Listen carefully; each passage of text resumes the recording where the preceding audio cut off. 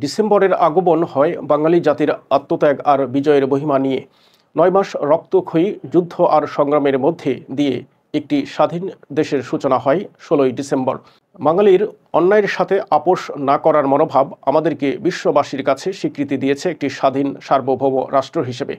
এদেশের মানুষ অন্যায়, অবিচার আর শোষণের বিরুদ্ধে দৃপ্ত কণ্ঠে আওয়াজ তুলেছে বারবার।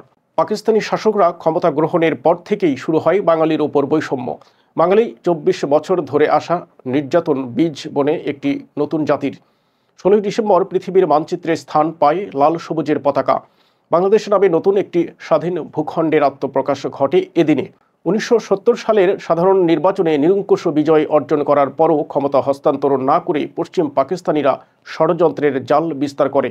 এক পর্যায়ে পাকিস্তানি হানাদার সেনারা ১৯৭১ সালের ২৫ মার্চ রাতে ঘুমন্ত নিরীহ নিরস্ত্র সাধারণ মানুষের ওপর চালায় ইতিহাসের ঘৃণ্যতম গণহত্যা। এরই রেশ ধরে শুরু হয় বাঙালি জাতির মুক্তির যুদ্ধ। ভিন্ন মত প্রকাশ আর অধিকারের স্বাধীনতার জন্যই সংগঠিত হয়েছিল একটি যুদ্ধ। দেশ জাতিকে পরাধীনতার গ্লানি মুক্ত করতে অকাতরে জীবন উৎসর্গ করেছিলেন বাংলা মায়ের বীর সন্তানেরা। ৩০ লক্ষ শহীদ, সহস্রাধিক সম্ভ্রম, লাখো মানুষের ত্যাগ আর ৯ মাস রক্তক্ষয়ী সংগ্রামের পর আমরা পেয়েছি একটি স্বাধীন সার্বভৌম দেশ, একটি মানচিত্র, একটি ভূখণ্ড, একটি পতাকা। মুক্তিযুদ্ধের স্বপ্ন বাস্তবায়নের লক্ষ্যে ১৯৭১ সালে পাকিস্তানি হানাদার বাহিনী হটাতে এবং ফ্যাসিবাদী শাসনের কবল থেকে প্রিয় মাতৃভূমিকে মুক্ত করতে যেসব শহীদ সর্বোচ্চ ত্যাগ স্বীকার করেছেন, জাতি তাদের স্বপ্নকে বাস্তবে রূপ দিতে নতুন করে শপথ গ্রহণ করেছে বিজয়ের মাসে।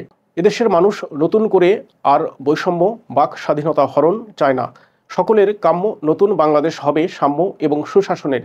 তাই গণতন্ত্র আর সাম্যের রাষ্ট্র প্রতিষ্ঠার লক্ষ্যে পুরো জাতিকে ঐক্যবদ্ধ থাকার বিকল্প নেই।